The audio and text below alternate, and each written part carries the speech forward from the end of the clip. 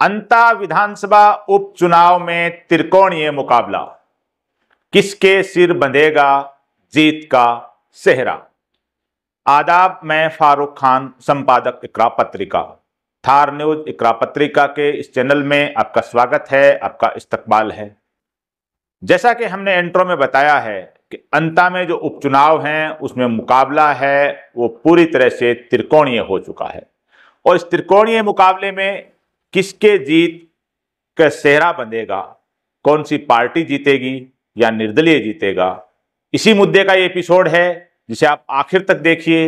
इसको ज्यादा लाइक करें, शेयर करें, सब्सक्राइब करें ताकि ये मुद्दा है वो ज्यादा से ज्यादा लोगों तक पहुंच सके। अंता के अंदर जो चुनाव है वो 11 नवंबर को है। दोनों पार्टियां यानी भारतीय जनता पार्टी और कांग्रेस के उम्मीदवार मैदान में आ गए हैं। कांग्रेस से पूर्व मंत्री, पूर्व विधायक प्रमोद जैन भाया और भारतीय जनता पार्टी से मोरपाल सुमन जो 12 पंचायत समिति के प्रधान भी हैं। निर्दलीय के तौर पर जो ताल ठोकी है वो नरेश मीणा ने ठोकी है। तो एक तरह से पूरा मुकाबला है वो त्रिकोणीय हो गया है।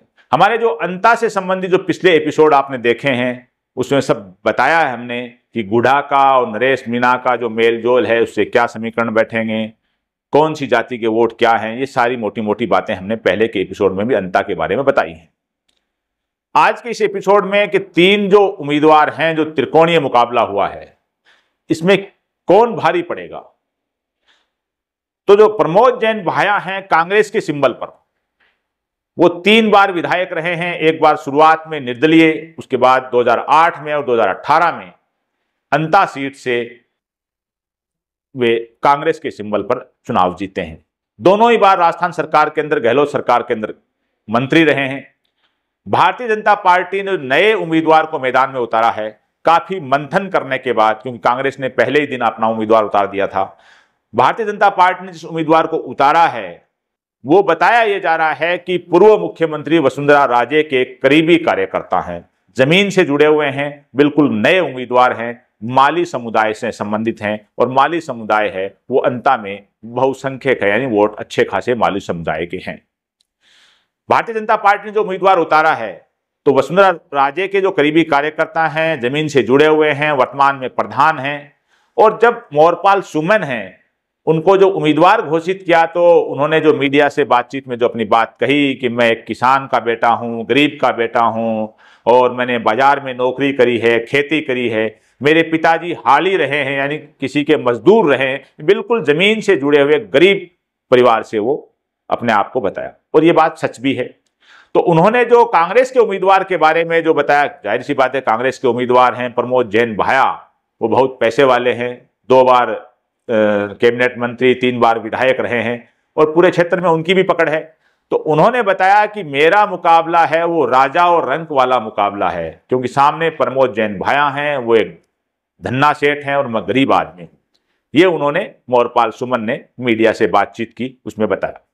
तीसरे उम्मीदवार के तौर पे नरेश मीणा जो निर्दलीय हैं, उन्होंने पिछले साल यानी करीब 1 साल पहले इसी अक्टूबर नवंबर में जो चुनाव हुए थे देवली उनिहारा उपचुनाव के अंदर, तो नरेश मीणा ने कांग्रेस की टिकट नहीं मिली तो बागी होकर के चुनाव लड़ा था और उस चुनाव में नरेश मीणा दूसरे नंबर पर रहे थे, उनको 60,000 वोट मिले थे। कांग्रेस के उम्मीदवार की जमानत जब्त हो गई थी देवली उनिहारा में। नरेश मीणा ने पिछले दिनों बड़ा आंदोलन भी किया, काफी चर्चित भी रहे।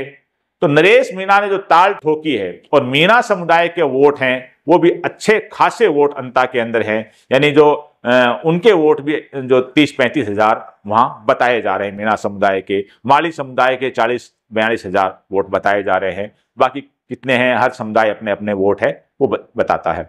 तो मीणा समुदाय के वोट भी अच्छे खासे वोट हैं, तो नरेश मीणा ने वहां ताल ठोक दी है। अब जो उपचुनाव हो रहा है तो जो उम्मीदवार पिछली बार जो विधायक थे कंवरलाल मीणा, जिनके जाने से सीट खाली हुई है, उनकी सदस्यता चली गई, तो कंवरलाल मीणा समुदाय से हैं। उनकी पत्नी भगवती मीणा को भी टिकट देने की बात थी और टिकट नहीं दिया गया। अब क्या होगा कि मीणा समुदाय का वोट है, क्या एक तरफा नरेश मीणा की तरफ चला जाएगा? माली समुदाय का वोट है तो क्या माली उम्मीदवार होते हुए मोरपाल सुमन को एक तरफा बीजेपी में चला जाएगा। ये सारी जो सियासी चर्चाएं हैं धरातल पे होनी शुरू हो चुकी हैं। जाहिर सी बात है, जो फर्क पड़ता है कि जिस समुदाय का, जिस जाति का उम्मीदवार होता है तो उसका अच्छा खासा वोट उस पार्टी को, उस उम्मीदवार को मिलता है। और माली समुदाय को वैसे भी परंपरागत तौर पे भारतीय जनता पार्टी का वोटर माना जाता है और उम्मीदवार भी माली समुदाय से हैं, मोरपाल सुमन। तो माली समुदाय का अच्छा खासा एक तरफा वोट है। वो संभावना ये है, चर्चा ये है कि वो बीजेपी के खाते में, मोरपाल सुमन के खाते में जाएगा। अब मीणा यहां से विधायक कंवरपाल मीणा रहे हैं, उनकी पत्नी को टिकट नहीं मिला और अब नरेश मीणा एक निर्दलीय के तौर पे, मजबूत उम्मीदवार के तौर पे मैदान में हैं। तो जाहिर सी बात है, मीणा समुदाय की एक अच्छी खासी सिंपैथी, एक अच्छा खासा वर्कर, एक वोटर नरेश मीणा के साथ जुड़ चुका है। तो संभावना यह है कि मीणा समुदाय का वोट है वो भी एक तरफा, एक तरह का नरेश मीणा की तरफ जाएगा। ये चर्चाएं भी धरातल पर शुरू हो चुकी हैं। तो दो बड़ी जातियों के वोटों के समीकरण ये हो गए। अब तीसरी बड़ी जाति है, उसका वोट भी अच्छा खासा है और जो अनुसूचित जाति का वोट, और ये वोट है, ये भी करीब 40,000 के आसपास बताया जा रहा है। तो शेड्यूल कास्ट का वोट है, वो वोट किधर जाएगा? तो शेड्यूल कास्ट का वोट है वो वैसे तो परंपरागत तौर पे कांग्रेस की तरफ जाता है, लेकिन बीजेपी को भी अच्छा खासा मिलता है। अब नरेश मीणा के आने के बाद क्या शेड्यूल कास्ट का वोट है नरेश मीणा को भी मिलेगा? जाहिर सी बात है, कुछ न कुछ तो मिलेगा। तो शेड्यूल कास्ट का वोट है वो बंटना ऐसा लग रहा है कि बिल्कुल तय है, वो तीनों जगह शेड्यूल कास्ट का वोट जाएगा। अब एक जो समुदाय, मुस्लिम समुदाय है, उसका भी वोट बड़ा प्रभावी वोट है, 20,000 के करीब बताया जा रहा है। मुस्लिम वोट के बारे में ये कोई ढकी छुपी बात नहीं है कि वो परंपरागत तौर पे कांग्रेस का वोट होता है और वो कांग्रेस के खाते में जाता है। लेकिन जब त्रिकोणीय मुकाबला होता है और तीसरा उम्मीदवार जब जिताऊ लगता है तो मुस्लिम वोट आसानी से कांग्रेस से खिसक करके तीसरे की तरफ भी चला जाता है। ये भी बहुत सी जगह देखा गया है। खास तौर से जो पिछला चुनाव हुआ था साल भर पहले, उपचुनाव झुंझुनू में, तो वहां देखा गया था कांग्रेस का परंपरागत झुंझुनू गढ़ था, वहां से अच्छा खासा वोट निर्दलीय के तौर पे राजेंद्र घुड़ा को मिला था और कांग्रेस की वहां बहुत बुरी हार हुई थी।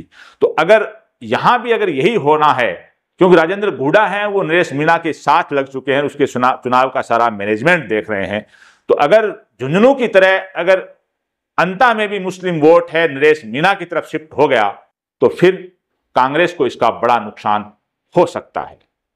अब जो ये तो मोटे मोटे समुदाय हो गए, अन्य समुदाय भी, धाकड़ समुदाय, राजपूत समुदाय, ब्राह्मण समुदाय, यानी सभी समुदाय अपनी जगह अच्छे वोट भी हैं, सब प्रभावी भी हैं। अब जो कांग्रेस के लिए जो सबसे बड़ा प्लस पॉइंट है कि वहां जो प्रमोद जैन भाया हैं वो 3 बार के विधायक, 2 बार मंत्री रहे हैं और पूरे क्षेत्र में प्रमोद जैन भाया का, उनके परिवार की गांव गांव, ढाणी ढाणी में पकड़ है। वो जैन समुदाय से हैं, बनिया समुदाय से हैं, जिनके वोट तो कम हैं, लेकिन हर गांव में, हर ढाणी में, हर परिवार में प्रमोद जैन भाया की पकड़ है और उनको एक भले आदमी के तौर पे उनकी भी पहचान है कि प्रमोद जैन भाया एक शरीफ आदमी है। मोरपाल सुमन हैं, वो भी जमीन से जुड़े हुए हैं, उनकी भी एक भले आदमी, एक जमीन से जुड़े हुए कार्यकर्ता के तौर पे, एक शरीफ और गरीब आदमी के तौर पे पहचान है। तो प्रमोद जैन भाया है, वो अपना जो वोट है, मुस्लिम वोट है, क्या उसको पूरा का पूरा रोक पाएंगे? नरेश मीणा को नहीं जाने देंगे। साथ में अन्य समुदायों के वोट हैं, वो कितना लेकर के आ पाते हैं, क्योंकि उनकी पकड़ तो सब जगह है। वो 3 बार विधायक, 2 बार कैबिनेट मंत्री रहे हैं, लेकिन वो अन्य समुदायों के वोट कितने लेके आ पाते हैं? ऐसी समुदाय का वोट है वो प्रमोद जैन भाया अपने तरफ कितना खींच पाते हैं, वो भी एक अपने आप में इसके ऊपर भी डिपेंड रहेगा।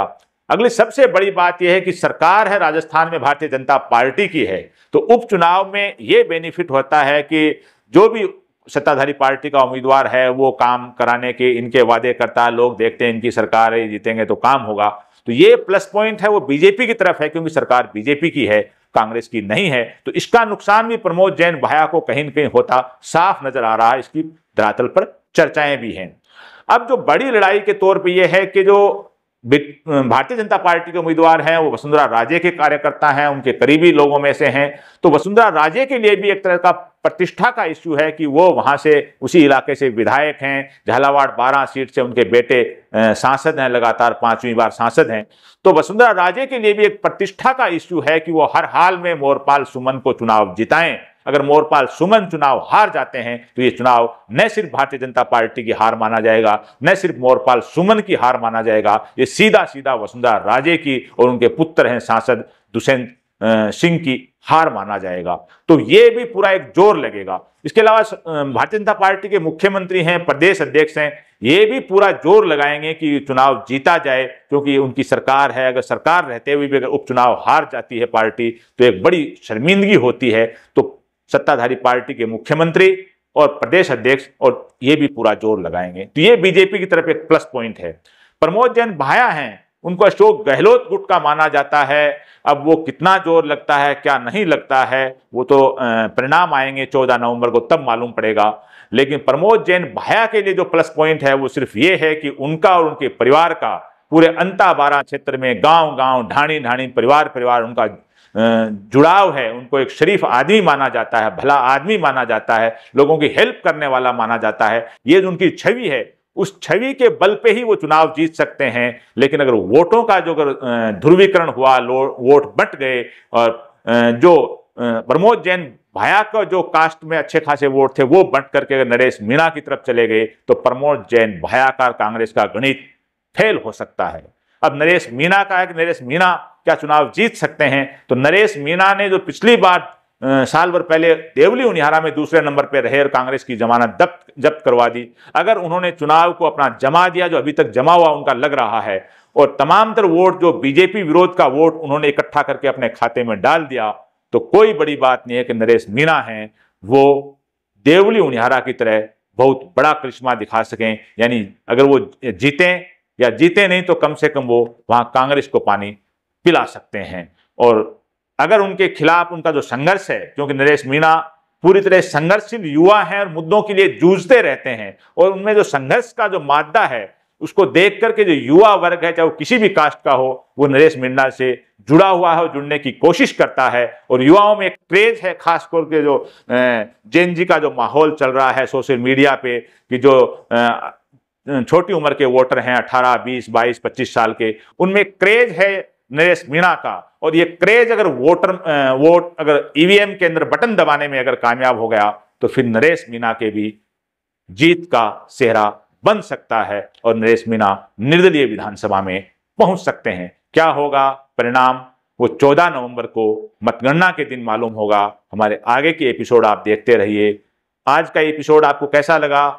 आप अपने विचार हैं कमेंट बॉक्स में व्यक्त कीजिए, ताकि हम आइंदा अंता के जो एपिसोड बनाएं उसमें आपकी राय को, आपके विचारों को शामिल कर सकें। आज के इस एपिसोड में बस इतना ही। जय हिंद, जय भारत।